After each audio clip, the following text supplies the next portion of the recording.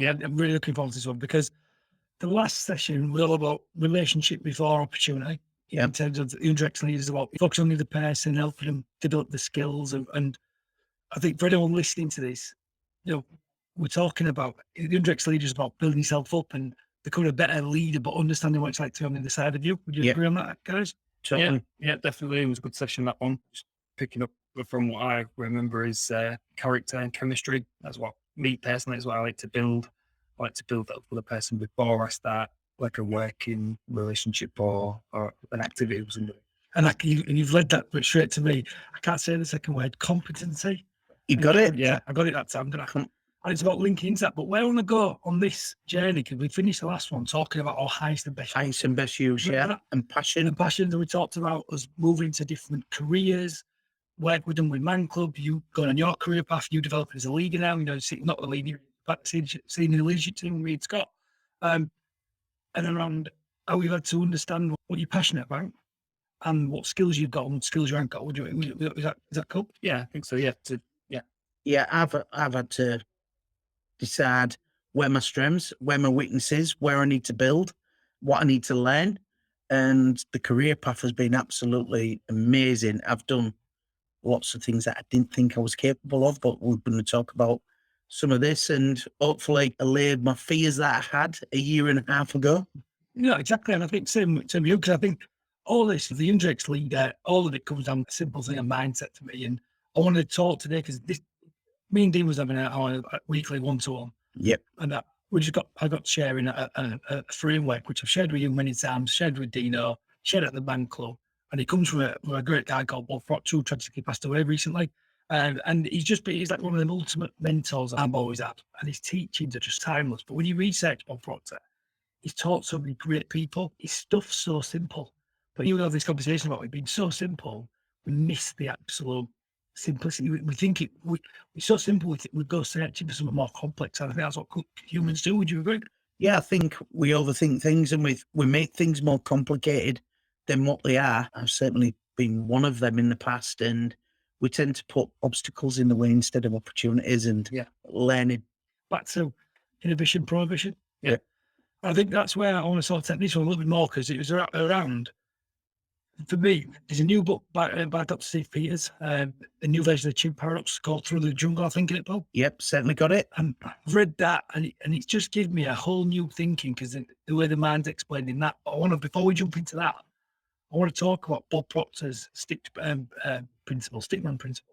And I know you can't see it, but for anyone listening, I want you to just think of a stickman, a stick person, right? And the key difference is the mind split into two areas. We've got the top part of the mind called the conscious mind, and the lower part of the mind called the subconscious mind.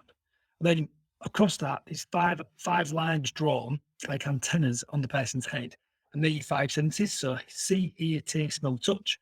And the idea of what the stickman principle teaches is we're always bringing in information from our five senses. Yep. That goes into our conscious mind. And all of a sudden, we've got something called a paradigm. And do you guys know what paradigm is? We did this on a one-to-one, but I'll let you explain. No, you try. Let's see how that. What do you think? I killed this one.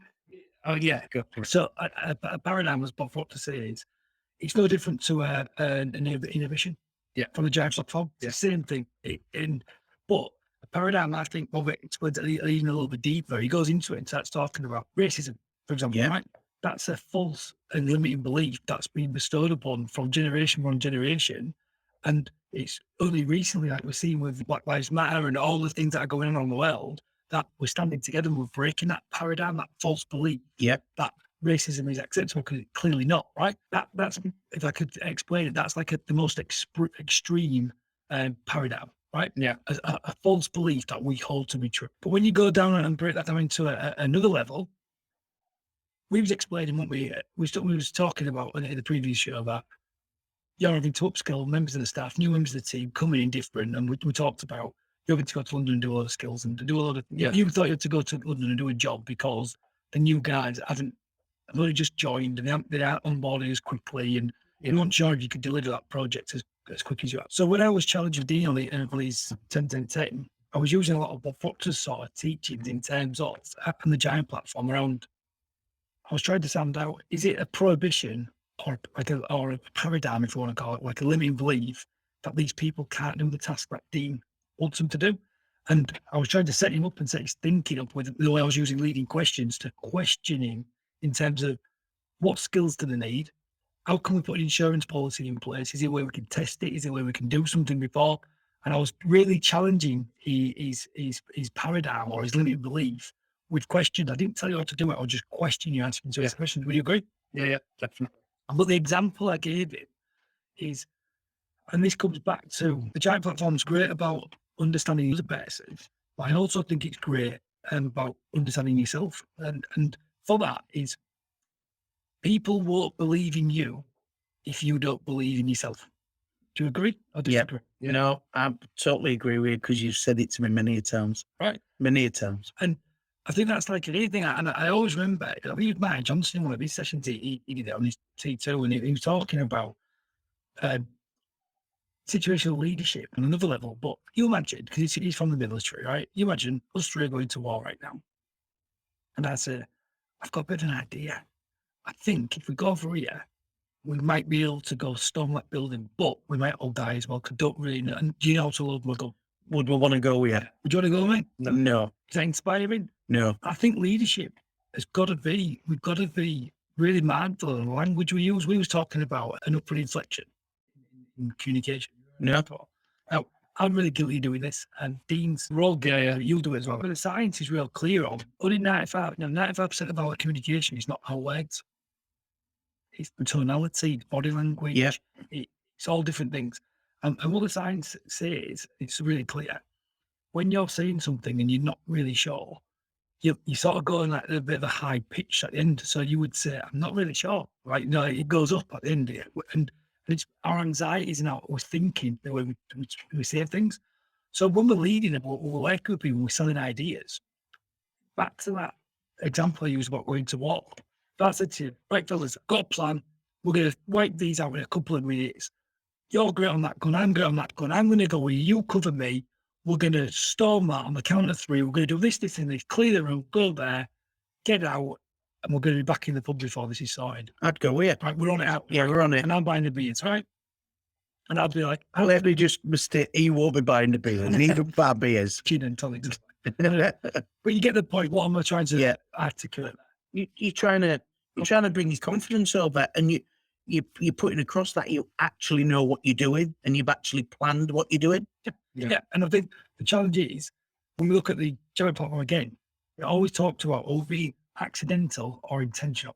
Yep. So when you're on the fly out there and you're trying to make quick decisions, if you're allowing the staff to be drive by you, or you're allowing the project to be driven by you, and you haven't got enough time, you've got to step out of the arena, compose yourself, understand what's going on, see it from a different perspective, then go back in with the right comms, because comms are so important. Would you agree? Yeah, I definitely. remember a book about that. What? Pig wrestling. It's exactly the point. But the point I want to dig in a bit deeper today is it all starts with ourselves, because if we don't believe in ourselves, we don't understand what paradigms or false or limiting beliefs we've got, we're not going to be able to have the success. No one else is going to believe us. And the example I use with Dean, talk about the story when, so I said success, and this is about Proctor's teaching, is we've got to take consistent action towards a worthy ideal. So we've got to have what is, we've got to have faith, we've got to have desire, and we've got to have a purpose. So I want that. Yeah. Right? And the thing that separates successful people from not unsuccessful people is people believe that they'll be able to take actions, and they believe that moving forward they'll solve it. But the other thing that I think don't get enough press, every successful person I've ever studied, or any success I've ever had personally, and I'm sure you guys will be the same, always comes after I've failed at something first. Because I have to learn what went wrong to how we can adapt it. So I challenged Dean. The question I had with Dean, right, if you remember this, Dean, you said the staff haven't got this certain skill, but in a certain way. Yeah. There's only, you're using this little pity bite, there's only him who can go do this one thing. So the question I asked him, I said, you've got a daughter and you're Esme, beautiful Esme. I said, did you teach her how to swim? Because you've got this skill, you can swim. Okay. I said, did you teach her how to swim? No. And why didn't you explain it? Let's get into deeper. Yeah, so when we did this, we mentioned Dougie as well, didn't we? Like my son about getting to walk. It's like, and I did taught him to walk, just helped when he fell down. picked it back up. He learnt from falling, and then he took 2 steps, and then he fell again. I picked him up, and he kept going, and he kept going. And not at one point did I not have any faith that he wouldn't start walking by himself. I knew he would do it. I knew he would fall, but I knew he would pick himself back up and walk. And it's the same sort of thing with the staff, innit? Do you know? One of the things I remember from comms on that was, it's like, so there's a upward inflection. Yep. So if I could have gone to the staff and said, well, actually, Sean, you're leading this job. I need you to take one of the younger guys with you. I don't think he'll be that great, but he might just be there to carry this, that, and the other. And for me, saying that to a member of staff, to take another member of staff out and try and upskill, and it doesn't sound confident. I don't sound confident coming across like that. Yeah, it's not fair on the staff. It's not fair on them. Because what you do is you're projecting your fears into that person. Yeah. So he's never going to pick it up. But the way for the comms to be dealing with Dax and Sean, your team leader, you don't know the on-site work. I really need, this guy's great. He needs upskilling a bit. He wants to learn from you. You need to show him some of your tricks, and it's about building that confidence. Pass your experience on to him. And also making it say, what do you need to, as a manager, to do? Is any of the projects we can go on smaller before that job? Can we go test it? Because a quote, it's a famous quote, what Proctor says is, anyone can do what anyone else has done. Yeah, he says it all the time. Anyone can do what anyone else has done.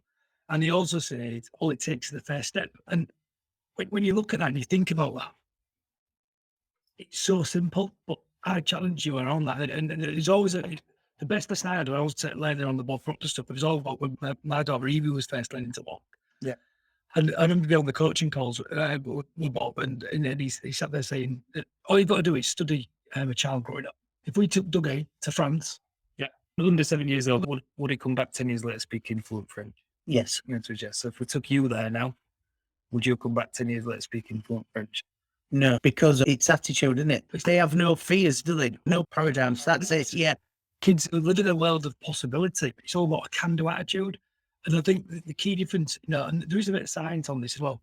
Up to these 7 years, you can just pour information in. You'll see it with your grandkids. Yep. Bobby and Rex. You'll see how quick they'll learn, like a sponge for learning. Oh, yeah.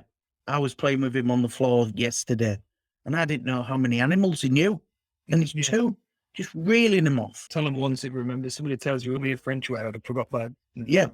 So Bob Proctor teaches about asking questions. What is it? Why? Is a 2-year-old, right, to a 7-year-old more intelligent? So the next question is, so why is it that if you took that 2-year-old or to 7-year-old and you took them and dropped off in France, why is it that they'd come back speaking fluent French? Because we've limited our belief that we can't do it. Yeah. When really we can. But we're just saying we can't. Inhibitions, isn't it? Inhibition, yeah. Got it? Making sense? Yeah. And I think it's so powerful when we look at that model, and I urge anybody to go question themselves on that. We're taking that a little bit further, because you've got the Bob Proctor model, and I'm a huge fan of the chimp paradox, because I think it takes it to the next level, because it takes it from a conscious mind, subconscious mind. But let's just tap into that a bit further. When you get hypnotized, does the hypnotize you, or do you hypnotize yourself? Which way is it? I think you hypnotize yourself. They just give you the belief that you can do it. Correct. They're just a vehicle to get you there. There's only certain people who can be hypnotized. But I said this to Dean at my example, we were chatting about it. Have you ever driven in your car and forgot where you went and how you got where you was going? Yes, plenty of times. And what's happening when you do it? What do you think happens when Your subconscious mind, you go in autopilot. Yeah, you're hypnotized. Yes. Have you ever someone's run out in front of you and you just stopped? Yeah. And you don't know how you've stopped, or you've swerved and you've got out of the situation, or you hear a loud bang, or you race a car coming, you've got the bin and you grab hold of the kid, and it just happens, did it by instinct, right? Yeah. That's your subconscious mind pre-programmed to do them things. Got it? Yep. So when you go look at a chimp paradox, and what's the new book again? I keep it through the jungle. Through the jungle. So I went and revisited that, because I thought, well, I'm not, you're always learning. Also plays 2 tricks. And he breaks the chimp down into sort of 3 areas. So you've got team 1, which is the chimp. Yeah. That works off emotions. It's emotional. That's main priority, sort of self-preservation. He's looking to protect. Looking after us. Look after us. And then loud bangs, fight or flight, you better. And that's 5 times more. That really will react 5 times quicker than the second team 2, which is the human. And the human interprets by facts. And then we've got the third part of taking the Bob Proctor model, that bit even bit further with the chimp paradox, is the computer. And the computer is there where it runs on what's called autopilots. And an autopilot is like a preconditioned set of beliefs, like a paradigm, Yep. where it looks for information, it makes decisions really quick, to speed the process up. But where it gets even, a bit more deeper, and a bit like your paradigm, in the chimp paradox model, it says a paradigm is a gremlin. And that might be, a gremlin might be something like a bit more, it's not as serious as a paradigm. That might be, I don't think I'm good enough, and it needs a bit of work on. And then you've got a step further in the chimp model, you've got what's called a goblin. And a goblin, I want you to think about it, it's more like a virus and a lot like a paradigm, like a really big paradigm. And that's like an infection. So I'd class being racist is an infection, right? It's not cool in any shape or form. It takes a lot of effort and a lot of education to people you see what's going on in the world. It's Yeah. been going on for centuries and centuries. But then it's also about letting some really big, some might happen to you when you're younger, some from confidence, all different areas where you don't fully believe in yourself. What the chimp paradox does really well, it explains it where that goblin's always going to be there. You're never going to get rid of it. So what you need to do is you need to put tools and solutions around it to help you. So linking that all this back into the giant platform, again, like we're talking on here, is once we understand that we've got an inhibition, a limiting belief, a paradigm, whichever which way helps you to wrap that up, it's about building autopilot. So an autopilot, for example, is understanding like what Proctor is there. Anyone can do what anyone else can do. Yeah, that's technically an autopilot. It's a suggestion that you put in there on it. All it takes is the first step. That's another one. I kind of one of the must in the story. Yeah. You've heard me say that all the time. Yeah. These are little autopilots we have. Whereas when you're listening to someone, and this is an exercise for you to do it with me, do it with Dean, listen on things. When someone talks to you, when we was doing that example training and we was trying to come up with a solution, I was just sat listening to you. And when I was writing down, what do you think I was writing down? My ambition. Yeah, all your limited beliefs. Yeah. And I wrote them all out. Reasons it couldn't be done, all these different things. And then all I did was I used back in I boxed his chimp, if you think about it, with questions back using what in the chimp paradox is called the stones of life. So stones of life are just a list of questions that allow you to get out of the mud. I think I can. Last week, I started the week strong. I had a dip in the middle of the week, right? You're just back off holidays, or Just back off holiday. I had a bit of a dip in the middle of the week, and I always say I spoke to little Paul. That was my limiting beliefs that I had. And I think it's through the giant platform and what we've done, I come to realise my chimp was affecting me, saying, where do little Paul, which is a chimp, to get rid of it? And I finished the week stronger, and I've made some really, really, really, really good relationships. And I had a really good week at the end, but I could have easily finished the week poor. Yeah. But I had a dip. I spoke to myself, and I really pushed on. And like we've said, I had a belief in what I needed to do, what I could do, and I pushed on. And I finished the week really strong. But it was all part of this giant platform and understanding myself and understanding where I've come from, and just pushed on. It was really good. So it resonates with me this little bit as well. So I'm enjoying it. No, and I think why I think it's good, and we've spoken about the chimp paradox for years, haven't we? Yeah. All of us, but like me revisiting it, what I really took from the new version of it, why I wanted to share today on it really was understanding the importance of autopilots. Yeah. Understanding the importance of setting yourself, and you'll know this when you teach this now, don't you, on mental ill health, setting yourself up to win. And we had this conversation around, we were chatting about meditation and different things. And I said, well, sometimes I meditate, but I've got like a video. He said, it's a Tony Robbins video. It's a 5-minute video. It just gets me that it's a lot of questions to ask myself. Ask me, when was the last time you laughed so hard and milk came from your nose? Or tell me a moment you were so grateful for. And it just talks through about gratitude. But these are all questions that are there to box your chimp. And what did you take from these sort of sessions for anyone who's sort of listening to Yeah, I think that video you shared with me last week, but I think it was about just sort of resetting yourself. Sometimes you just need that time to stop and empty your mind. My problem is I overthink.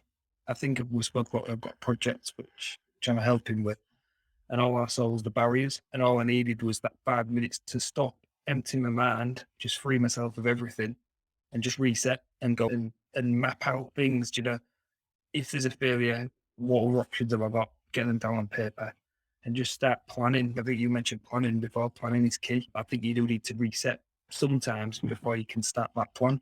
Yeah, but don't you think? And this, I've learned this from Man Club and all different areas. Like, I've been a conversation with Zoe actually. We were having a conversation, and she's suffering with anxiety and all the things. And she said to me, "You've never suffered with anxiety." So I've come to realise over the years is, I think I have suffered with anxiety, but the way I deal with anxiety is I'm good for a plan out of Yeah, the technique, a plan, it's a framework, and I like making lists.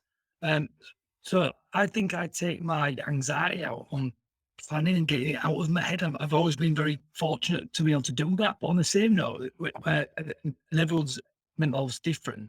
Sometimes I will work through the night and do certain stuff. And I've had loads of debates with people on this. You've got to look after you, you've got to get your 8 hours sleep in. And sometimes for me, I've said it loads, if I've got something in my head, I want to take action on it. Because I'm doing a job that I absolutely love, I make sure I make sure I tick the boxes with the family. I make sure I'm doing all the bits. Sometimes if an idea comes to me, I want to get up and work on it at 3 in the morning. I'll get up and work at 3 in the morning. I'll take some time back myself in other areas. Now, that doesn't mean that I get that right all the time, but we've all got our own systems and processes of understanding what's driving us, and so we can move forward. Would we agree, disagree? Totally agree.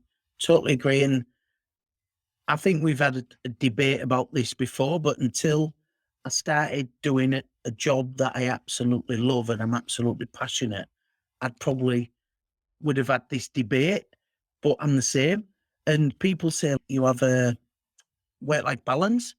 And I think when you're passionate about something and you love something so much, you do get crossovers, because I'm getting better at it, but I love what I do, so I don't know when to switch off sometimes.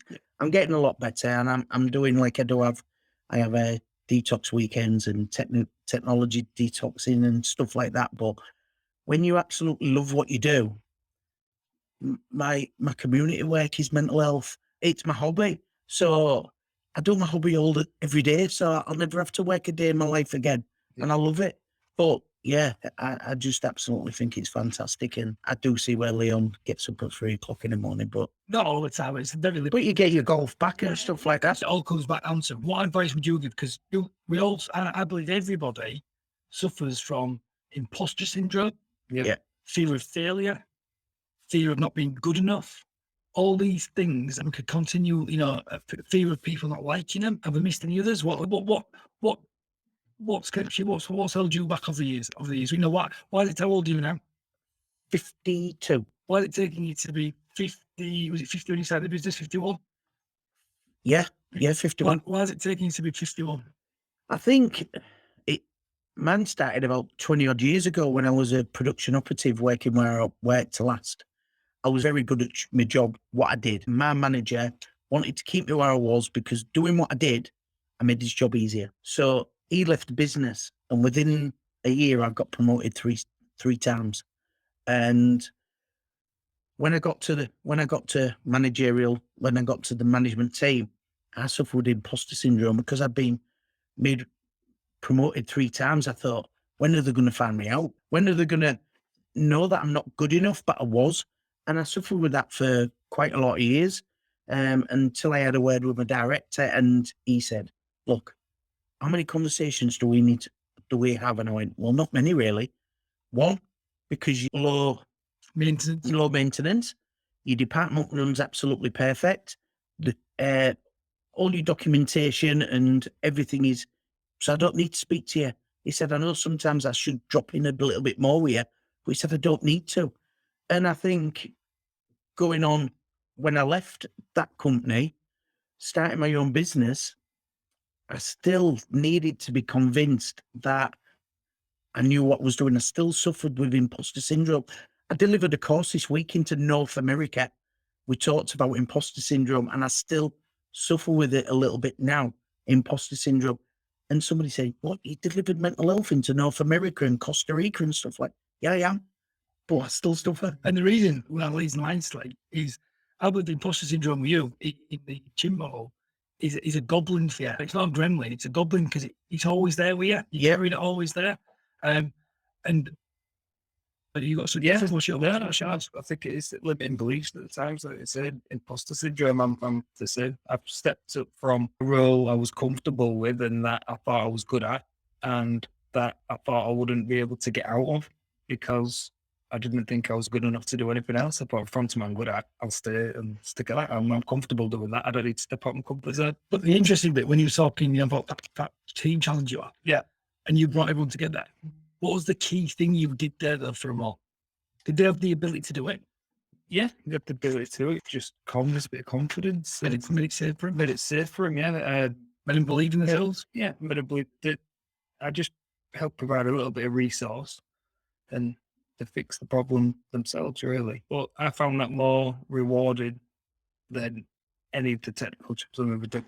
And that comes back down to being your eyes and their shoes. And then the interesting bit why I thought this would be so good, to have this conversation for other people, because we always talk about Chimp Paradox. Anyone who hasn't read the book, go read it. Anyone who hasn't studied Bob Proctor, go read him about the paradigms. But I think the bit what I always find interesting with you guys, and I was like, I struggle with all this, and you was like, really? Did you do what you said? Would you remember? I could believe it because whenever I struggle with these limiting beliefs, I used to come to you, and you'd always help. So to hear that you go through the same thing, I'll tell you because you're the one that helps me fix my problems. But it's helping you out. Yeah, but it's about, though, isn't it? Do you think it's about how we set ourselves up? Yeah. Mm. And then it's back down to autopilot. It's very fortunate with my dad that you sort of say, if one man can do it, so can you.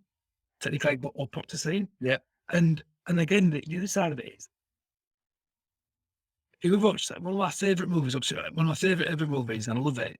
And Zoe doesn't let me watch it because the wheel scare her. But I love The Wizard of Oz. Yeah. Love it. Love it. Love it. Do you know The Wizard of Oz? Yeah. You a fan? Yeah. But I'm not allowed to watch it ours because Zoe, is it they call the wheels, aren't they? Is it the wheel? And then the flying monkeys. Is it? Oh, the monkeys. Yeah. Them, right? But for me, I think life is like The Wizard of Oz, the magician behind the curtain. Because we're all making it up. We're all doing our best. It's all new. Everything. What we're creating has never existed before. And we've changed our services. We're developing. But the one thing that rings true across all of us is we're all human. I remember we've had this conversation before. I remember turning around to my mother at 16 and saying, "Mum, I'm going to own my own business one day." And she went, "You're always a dreamer. You're always a dreamer. You always got your head in the sky and just get a job." It's took me 50 years, but Mum, I own my own business.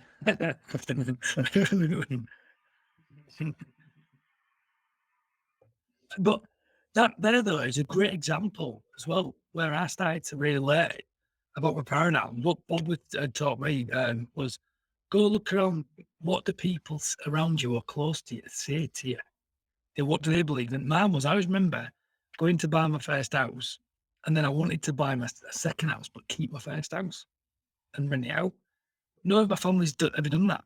So me talking about that to my mum, it was like, no, just keep what's wrong with the house you've got. Be grateful for one you've got, and then all these bits. And all of a sudden, I started realizing the people I was seeking advice of, I'd never done some of the things I was looking to do. So guess what I did? Didn't take their advice and just did it. No. Also seeked out somebody who's done it before. Back to Bob's original thing. Yeah. Anyone can do what anyone else has done. Yeah. So you've got to go ask questions and find out from someone else and make an informed decision based on other people. Ask what lessons they've made. Like Totally get that. if someone come to you and said, "Paul, I'm thinking of setting up a business. What would be the top 10 things you do differently to fast track me?" I bet there's loads of things, isn't there? Yeah. What's the number one? What's the most important thing you need? This is like having a mirror, isn't it? This is having a mirror. 2 years ago. What do you need? What's the one thing you need? Belief. Belief. Number 2. 2. What is it? No, if you set up a business, no, it's not on there. It's not on there. I'm banking. There you go. A bank account. Banking. And we giggle about that, but why do we giggle about that? Because it took me 6 months. But it's because he didn't believe in himself. I didn't believe in myself, no. Instead of And when you think the journey over the last year and a half, and You always go and speak to people. I've spoke to lots and lots of people in the last year and a half, including you, Dean. I always say Scott and Leon are like my crutch, that are business gurus, non-execs, and I always just, if I've got an issue, I had a contract issue last week, Scott went, right, Paul, you need to do bang, bang, bang, done. Absolutely. So it's about talking to people out there who's been there, done it. I'm like a sponge. I do it every single week, and I've got a lot of qualities that I can offer people. I give as well. And as we always talk about givers gain. Yeah. And it's been like that in the last year and a half. And when famous Jobs quote is, you can't connect the dots going forward, but you come back. And when I look back and see the journey over the last year and a half and seeing your guys' journey, it's just amazing, isn't it? And frightening, but anybody can do it. Anybody can do it. You just got to have that belief and desire. And it's not just about setting up a business or doing things. No, anything. It's about also, I think, listening to this. It's about understanding your strengths in a business. And you might not enjoy, you might want to go do a different job in a different department. Go do it. You go do it because go do something you enjoy. And I think that's absolute key. What would you, any sort of closing thoughts around this? Yeah. What advice would you give to anyone around mindset for leading themselves and imposter syndrome? So I think what you touched on then about the roles, if you are even if you're happy in your role, but there's something else that takes an interest in you, you've got to step out of your comfort zone at times to do it. I mean, I was fortunate that I had good people around me to help me get out of my comfort zone and develop and learn the skills that I needed to do the role I do now. It's the hardest thing we've ever done, but I think just if you've got good people around you, like say, approach people who've done it before, ask their advice, learn new skills, and don't be afraid to step out of your comfort zone. And I think sometimes what we talked about on the last podcast as well is you can't take things personally, because when you do ask somebody's opinion, or when you do ask for advice, they might tell you what you don't want to hear. And sometimes it's harsh because we challenge up, don't we? And as long as you can take it on board and see it, and it comes from a place of love and stuff like that, we can take it on board and move with it. No, but I mean, that comes back to, and I'll say it, this is part of the Giant 100X training. Yeah. That comes down to the 5 communication codes. That's been changing. And you mentioned like Scott helping you. Scott's a guardian and he's the master of due diligence, right? Yeah. He's exceptional. But you know what type of things you need to go ask him. Yes. And then if you need to ask me about doing something creative, I'll come and see you. Yeah, and we've all got different skills. Yeah. And would you add to that? Because comms is so big out there. Comms are massive. Yeah, one thing I've learned is Scott has got a lot of knowledge. Sometimes when I do approach him, I know that I'm going to get critiqued in certain things I'm asking, and it's how you interpret that information that's coming back to you. You need to pick out the bits of gold, the bits that you need to learn, and like you said, not take it personally, which I've done many times. Yeah. Mm-hmm. We're all there for one thing, to support each other, and that's what teams do. And sometimes it might not be what you want to hear at that particular moment, but if you take it on board and don't take it personally, you can grow from it. Yeah. And ultimately, all of this stuff, it takes absolute loads of effort. Yeah. Yeah. Loads of grit. Loads of grit. Run at the big thing. Yeah. So you got to get over yourself. Yeah. You've got to run at the big thing. Yeah. You've always got to try and be your best, to be as inspiring as you can be. Yeah. And you're not always going to get that right, are you? No. And the T is you've got to take some time for yourself. And we do that. Always. So that is Leon checking out. Paul checking out. Dean checking out. Welcome to The Hack, the straight-talking smart tech podcast where we discuss the ever-changing world we live in today. It's time to start thinking differently. So tune in and buckle up for some home truths as Hull and East Yorkshire's very own digital tech experts talk transformation and change, focusing on people, process and technology.